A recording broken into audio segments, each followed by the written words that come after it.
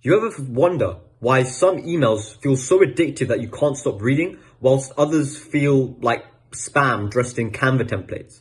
It's not about the subject line, it's not about the offer, it's the story. And once you understand how to use storytelling in email marketing, you'll have people refreshing their inbox just to hear from you again. See, there's a psychological reason why storytelling works so well and why it hits harder than any limited time discount. And it's because it uses the same dopamine circuits that cause you to binge Netflix or scroll TikTok at 2 a.m.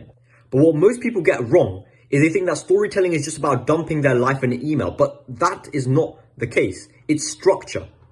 And once you understand how to properly use storytelling, you will start printing with your email marketing. So that's exactly what we're breaking down today, a full guide to storytelling and email marketing so you can make your emails addictive so people never stop reading them.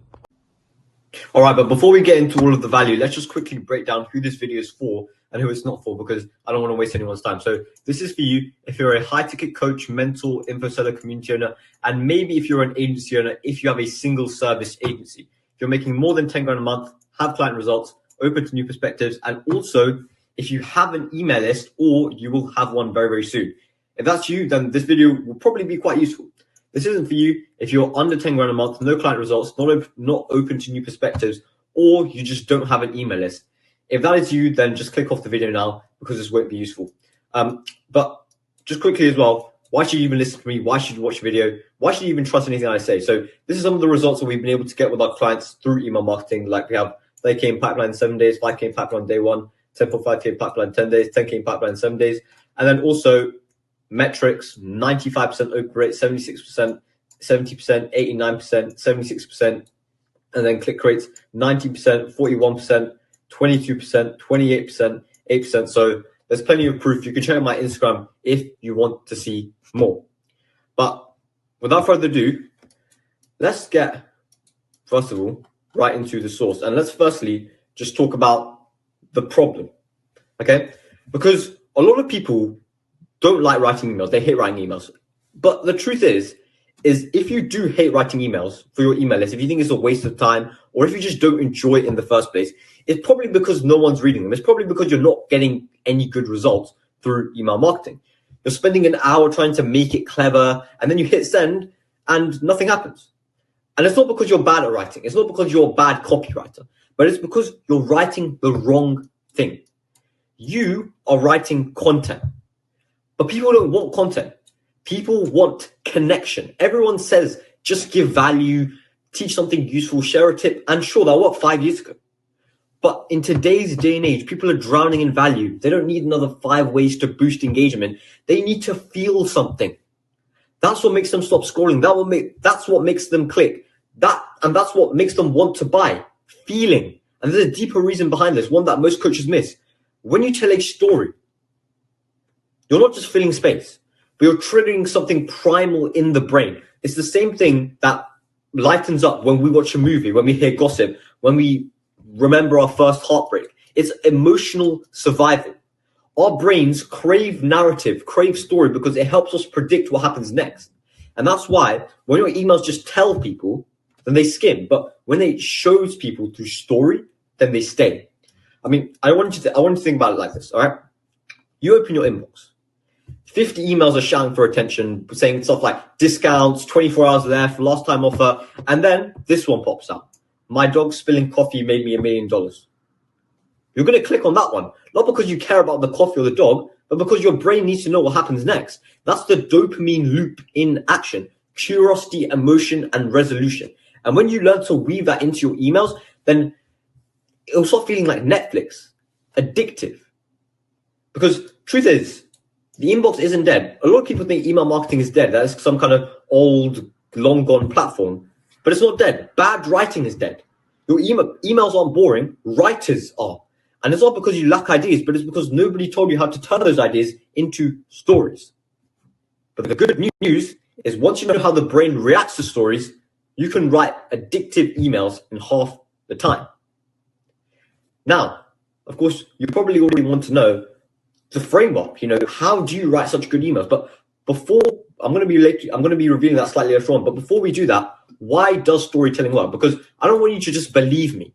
Okay, let me tell you exactly why storytelling works in email marketing, and what happens when you use it. And by the way, just as a little bit of proof, Dan Henry, $30 million marketer, the place where he makes most of his money is email marketing. And the core of his entire email marketing system is his stories. He's mastered storytelling. It's the reason why he makes so much money. So, just a bit of proof, $30 million marketer understands the importance of storytelling. So maybe it does work. But anyways, let's first get to the first point, why storytelling is so powerful, especially in email marketing. And that first point is connection. Okay? Like we talked about before, people don't want content, they want connection. When you tell a story, you let your reader see you, your struggle, your quirks, your mistakes. That builds trust faster than any 5 tips can. Okay? It's human and it's vulnerable. And it says, I've been where you are. And people lean in because they see themselves in your story. When you tell a story, something in your brain psychologically called mirror neurons get activated, meaning that people try to find relations from your story in their real life. So it happens on a psychological level. The second is emotion. Stories bypass logic. They go straight to feelings, curiosity, frustration, hope, vulnerability, pride, all of these different emotions. The emotional peaks are what keeps people reading. And more importantly, is what pushes them forward to taking some kind of action. When you craft emails with emotional beats, with struggle, with tension, then you're triggering something powerful inside the reader. You're triggering real emotion. The third thing is memory, okay? Inboxes today that's quite saturated. For a lot of the people you're going to be sending emails to, they are saturated. So many marketers, they send the same kind of boring emails with feature, benefit, promo, boring, okay? A story makes your email addictive. It makes it memorable because people remember stories way more than they remember any kind of feature or any kind of framework, okay? And by the way, memorable, if something is memorable, then that's what causes repeat opens, referrals, and people who actually buy because you're staying top of mind. So when people are ready to take action and you're top of mind, then you're the first person who they think about and you're the person who they buy from. In fact, let's look at Dan Henry, who I mentioned previously before, but he makes over $30 million online. Storytelling is the core of his engine, okay? His entire system is built on storytelling, especially in his email marketing. He sends so many storytelling emails, okay? And what he does is he uses these stories not just to entertain, but to pull people step by step from empathizing with a problem to seeing hope. In fact, let me write this down. From empathizing with a problem to seeing hope. And we'll break some examples down, some real life examples later down in the video. Seeing some hope, then believing in the solution, and then, of course, taking action, okay? That's what the first thing he does. The second thing he does is he uses recurring story arcs, okay? Recurring. And basically, what recurring story arcs are is he builds up recurring characters in a recurring struggle. So people feel like they're following a journey. He kind of creates a real storyline.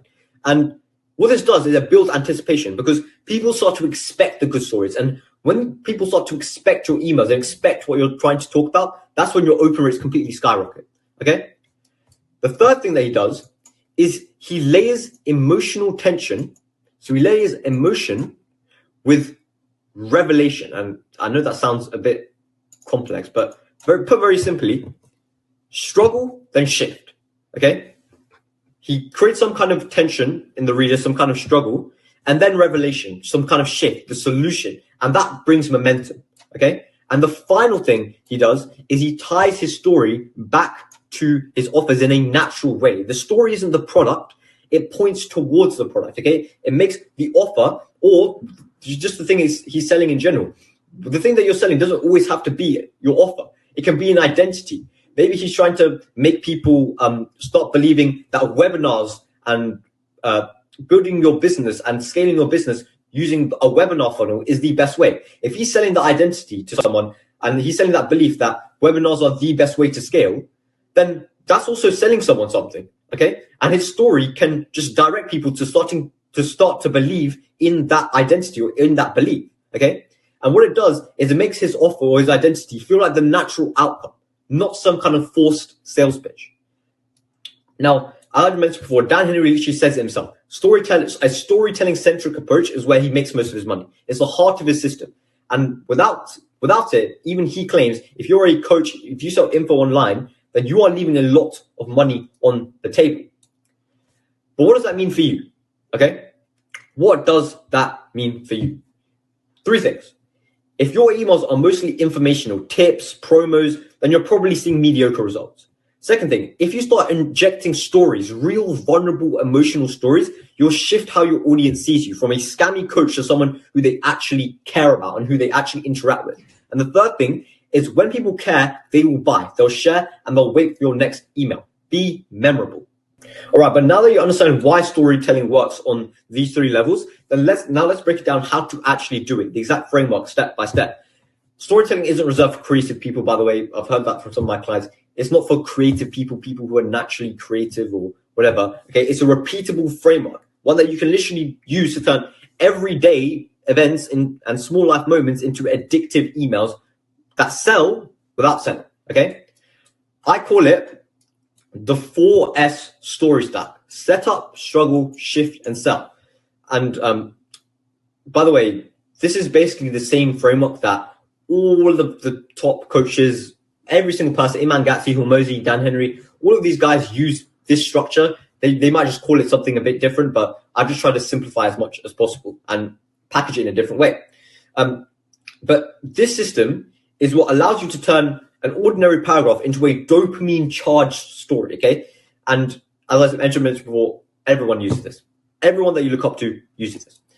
But first of all, let's talk about the first S, setup, okay? This is your hook, your opening scene. Forget all of the fancy templates. This is you starting in the middle of something real. Instead of saying something like, here are 3 tips for better email engagement, okay? Boring. Saying something like, yesterday, I considered never posting on Instagram again. You've brought people into a story. You've started making them visualize what you're thinking about. Or something like coffee cup in one hand, analytics dashboard in the other, and that sinking feeling of my audience hated me. Curiosity, emotion, relatability, all in these lines, okay? Your setup has to answer one silent question in your reader's mind, and that's, why should I keep reading? So use sensory cues. Use something really tangible, stuff like the coffee cup, like the analytics dashboard. In fact, even better, use something specific. My HubSpot, my active campaign. Be specific and be really tangible so they can really visualize it. Okay? So next comes the struggle. Okay, this is the emotional core, the kind of like the before snapshot. Okay, this is where you describe the tension, the frustration, the moment where things didn't go to plan. And the struggle doesn't need to be dramatic. It just has to be honest. Okay, you could say things like, I kept trying different angles, posting 5 times a day. I even built a whole new offer. Nothing moved the needle. That kind of vulnerability, admitting that you're doing things wrong, builds trust. Because here's what most people get wrong. They try to hide the pain. They try to rush the fix. But if you skip the struggle, then your reader never feels invested in the outcome. Let me say that again. If you skip the struggle, then the reader never feels invested in the outcome.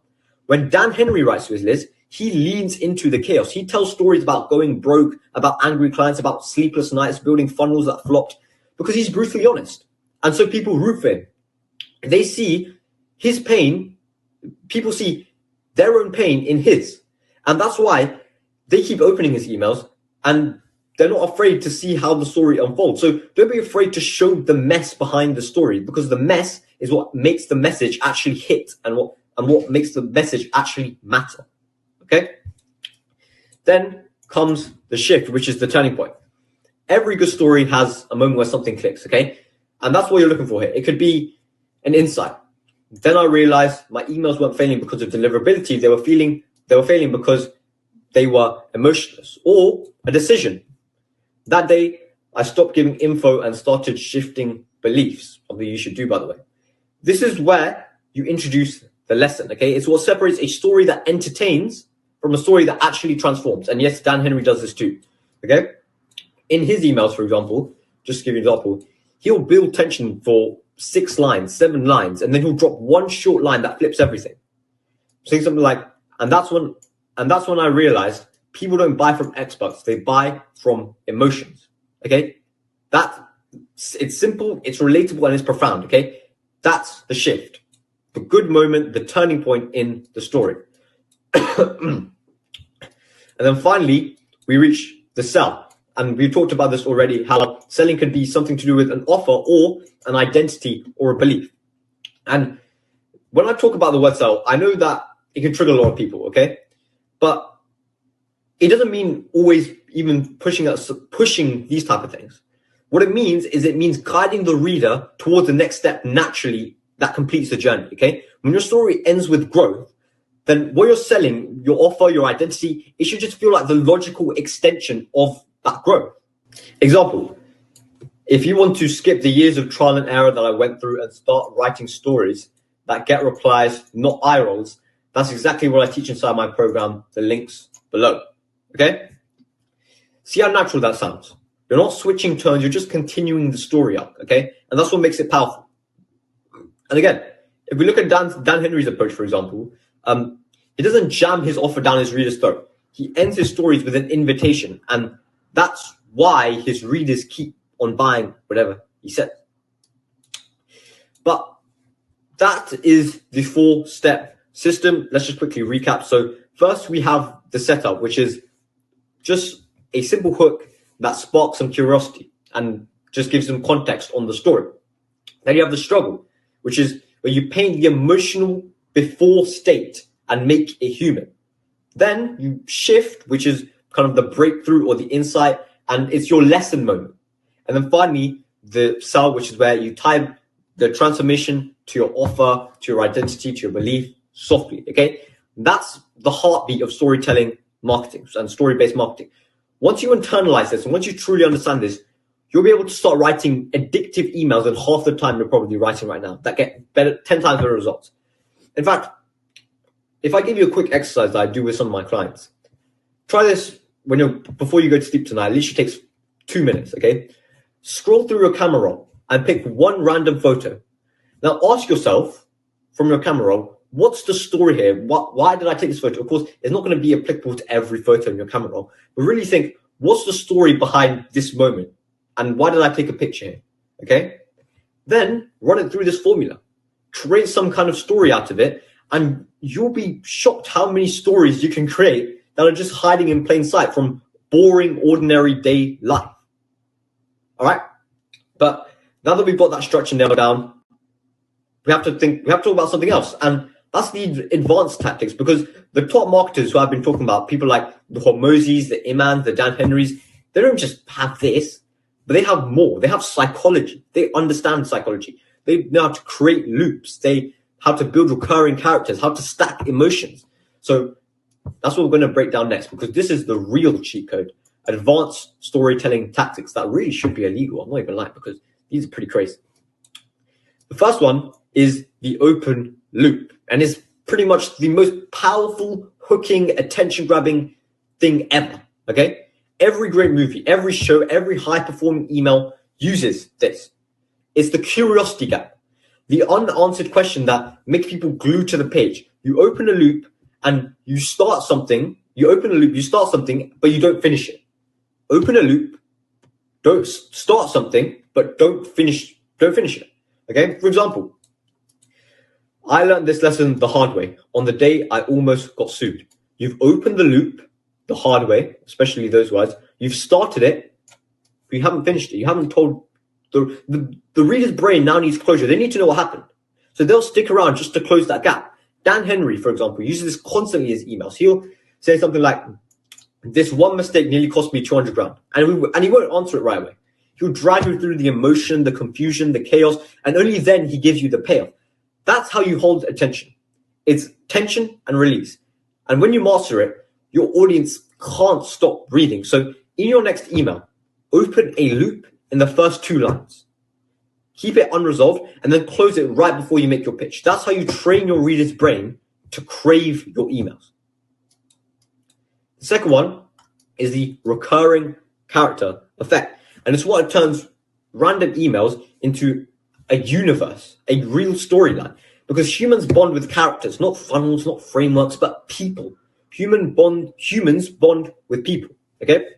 And Dan Henry does this with this kind of broke entrepreneur persona. He keeps revisiting the same version of himself, of the kid who struggled, who failed, and then figured it all out, okay? And your readers start rooting for him. You can do the same thing that he's done, okay? Introduce characters, your past self, your clients, your mentor, even your mistakes. Give them nicknames, make them reappear.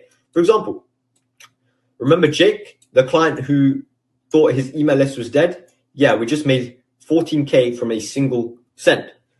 That one line triggers recognition and emotional continuity, okay? It's like watching the next episode of a show that you love and your email list becomes the story world. And when people feel part of that world, then they'll never unsubscribe because they're addicted. The third advanced tactic is emotional stacking. Now, I know I'm kind of going through these quite quickly, but if you want me to make a more detailed video breaking these down, then just let me know down below in the comments and I will do so. But number 3, emotional stacking. Most coaches pick one tone, funny, emotional, hype. And I will suggest that if you are a coach making like 10 grand a month, 20 grand a month, then stick to that. Don't go into anything too advanced. But the pros, they stack emotions. They start with curiosity to hook. Then they might build vulnerability to connect and then end with desire to sell. Okay. For example, here, last month, I almost shut down my business. Curiosity, not because I was failing, but because I was growing too fast and I wasn't ready and my ego was getting a little too big. That's the vulnerability. That's the curiosity. That's when I realized every level of growth demands a new identity. That's desire. Feel that progression? Curiosity, vulnerability, and some insight and desire. Okay? It's storytelling with some kind of rhythm and structure. And do this right, and people will feel seen themselves. They see your humanity, your vulnerability, and they want your help. That's what makes your offer, your identity, your methodology. That's what makes it irresistible. And when you take it even deeper, is where you, and really, this is really where it gets crazy and people literally start getting addicted, is where you start linking your stories together. Mention something about a future email. Hint at something that's coming next. This is something I always do in my email sequences. For tomorrow, I'll show you the 3-word line that saved my launch. That's an open loop across emails. Now you're not just an email writer anymore. You're writing a series. This is how creators like Dan Henry and Alex Hormozi built cult followings. This is how they build followings that buy whenever they want to buy, because they know that the next email is just part of a bigger narrative, and it's how people get addicted, and it's how people keep on opening and how you stay top of mind. And when you realize that, your open rates, especially your open rates, they explode because people are now following a story, not a sequence. So by now, you have got everything. You've got the core structure and you've got the advanced tactics. And I've been talking about Dan Henry a lot. So why don't we break down some real emails that he sent to his list and just show you what makes them so good. So let's get right into it. First email. This is kind of cut off because it was super long, but I'll talk through the psychology of it. Did you know you can die from a toothache? Really, really good hook, curiosity. When I was a kid, I had this buddy who had an amazing mother, blah, blah, blah, blah. Context. This is the setup. He's setting the stage, setting the context of the story. Unfortunately, like my family, they weren't very wealthy. One day, his mum got a simple tooth infection. Again, giving more context here. And now here, we've started the climax. We started building up to the problem. Okay? It was only a couple $1,000 to face. Again, building up the climax more, building up the problem more. She was outside of open enrollment, the dumb thing that prevented her from getting coverage. So she let it go and let it go and let it go. Building up, building up, building up, building up. And then eventually the infection spread to her bloodstream and she died. That's the climax. That's the climax of the story. The big whoa. Okay? Over $2,000 freaking dollars. Really emphasizing it. It was one of the saddest things I'd ever seen in my life. Emotion. Tapping into the reader's emotion. The reader will feel sympathy there. And it became one of the things that drove me to learn how to make money. That's a transitional sentence. He's now transitioning and making a link to what he's going to talk about and what he's trying to teach or sell through this email. I never wanted someone I love to have their life in jeopardy over a measly $2 grand. Think about it. Money doesn't make you happy, but it sure sells a hell lot of problems that make you unhappy. Again, transitional sentence really starting to link to his message now. That's the lesson right there. Okay. How many people have you known who couldn't solve a major problem, maybe even lost their life, all because they didn't have enough money? Asking the reader, making the reader really question, making the reader think, really making the reader connect with and empathize with the story that was just being told by asking a relatable question. Okay. Years after I'd made it with my multi-million-dollar business, my mother called me up. Now he's tying his current situation where he's an authority figure to this story. And that's what he does all over here. Her voice was shaking, concerned. I asked her what was wrong. Well, I didn't want to tell you, but it's too expensive, but I have a problem with my teeth. So what he does here is there are kind of two parts to it. There's the previous story in which he teaches about a lesson, and then he links to his own life in the current moment, and he talks about how he's an authority figure and how he's had success, and he relates it back to the previous story. And this is such an example because of the emotion and just the way that he presents it. Things like her voice was shaking. Concerned, I asked what was wrong. My heart dropped. All of these lines put up so much emotional tension in the reader. It's so good, and it keeps the reader hooked. All I could think about was my friend leaning over his sweet mother's casket over a frigging toothache. Super emotional. Again, linking back to the previous story. To be totally honest, I got angry with her, and I asked her why she didn't tell me sooner. Well, it's going to cost 16 grand. I'm almost tearing up writing this, but when she said that, I couldn't believe it. For me, that was barely one sale. We were selling consulting packages for double that. Again, really raising his authority here. 16 grand, that's nothing. Really raising authority here and constantly triggering emotion and linking it back to the previous story. I only said one thing to her. Done. I snapped my fingers and the problem was solved. She got her teeth fixed, and then basically he just talks about kind of the situation that she was in and the happy ending, basically. All right. That is such a good example. Okay. Such a good example. The emotional tension there, the lines that he used, like here, my heart dropped, her voice was shaking, the build up to the climax, the constant linking back to the previous story, how he used two stories and linked them back together to create even more emotional kind of resolution and emotional tension in the reader. And such a good email, and so well written, and such a good email. All right. Now that one did take quite long, so let's break down just one more here. How about this one? This is the start of the email. In 1983, social scientist Walter Mischel published the result of his famous marshmallow test at Stanford University. You might have heard it. He gave children a choice: eat one marshmallow now, 15 minutes to get 2 marshmallows. Years later, they discovered something very interesting. The children who waited went on to have higher SAT scores, better careers, and more successful relationships. Here, setting the stage, giving context of the story, giving some, and just building it up, really. Okay. Now, the transitional sentence, the lesson. The ability to delay gratification predicted success in almost every area of life. That's a transitional sentence. In other words, people who are patient generally have their lives together. Lesson. People who are patient generally have more money. Repetition and re-emphasizing the lesson.